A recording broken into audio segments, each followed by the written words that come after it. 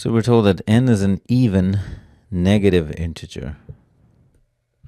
So in these cases, it's good to sort of list out the first few values. So n would be -2, -4, -6. Now notice n can't be 0 because that's neither positive nor negative. So -8, so on and so forth. And we have to compare 1/3 to the n to -3 to the n. So I'll start with the obvious -2 here. 1/3 to the -2, and this is -3 to the -2.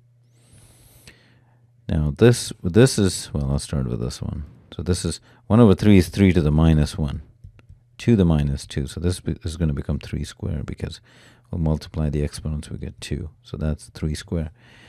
Now this is 1/-3 to the square, which is 1/9, whereas here this is 9. So here column A is greater. So let me write down the scenarios. So we have one case, this is 9, 1/9. I want to see what happens to the higher values. So 1/3 to the n. And actually there's always some shortcuts too, which I certainly kind of noticed. And I'll show you. The thought has to do with, can I manipulate these expressions or do some operation on both sides so that I don't have to replace these numbers. So I'll do another example and then kind of move into that more general approach, which I just noticed.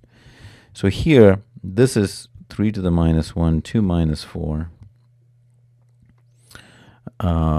which becomes 3 to the 4.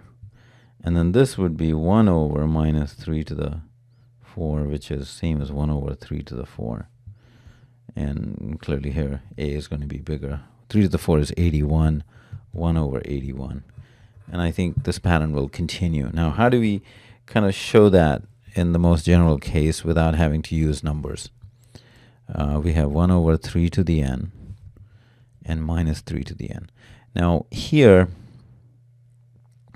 because n is a even negative integer, this is going to be positive. And that's also going to be positive because it's an even power. So this negative number would become positive. So I can rewrite this as 1/3 to the n, and this is -3 to the n. And I can multiply both sides by 3 to the n because that's a positive number. Now they're same powers. So this becomes -9 to the power of 9. Now n is a even, so let me actually write it as in general case, it would be n is -2m form, where m is positive.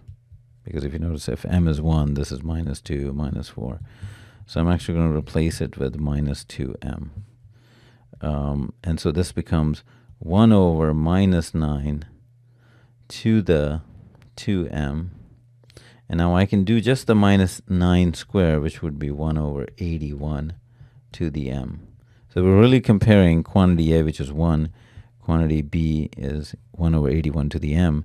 And m here is 1, 2, 3. So we know in all these cases, it's going to be a number that's going to be smaller than 1. So quantity A would always be greater. So this might seem a little bit more complicated, but I just wanted to show you several steps. I mean, of course, in the exam, you would do it quickly. And here I had to explain sort of the logic behind why that is. But certainly, you can always use these examples if you have 2 or more, or 3 examples that give you the same trend, then it's most likely going to be that answer, although not guaranteed, but you can always go for that choice. So here the answer is quantity A is greater, A.